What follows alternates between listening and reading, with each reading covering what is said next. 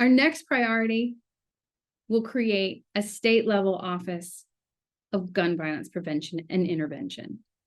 We know that focusing all of our gun violence prevention efforts in and around the criminal justice system will not effectively end gun violence. Law enforcement is an important piece of the puzzle, but it is not the entire puzzle. Gun violence is a public health issue, and we need a structure that addresses it as such. A state-level entity would work to bring together stakeholders,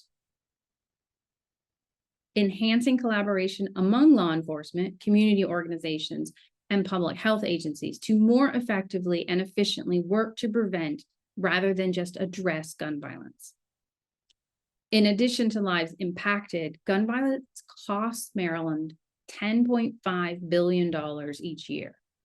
Around $383.9 million of this is paid by you, the taxpayers. Imagine if we put just a portion of this money into actually preventing gun violence in the first place. A state-level office can coordinate resources statewide and address gun violence in its various forms across counties, cities, and communities, however that looks.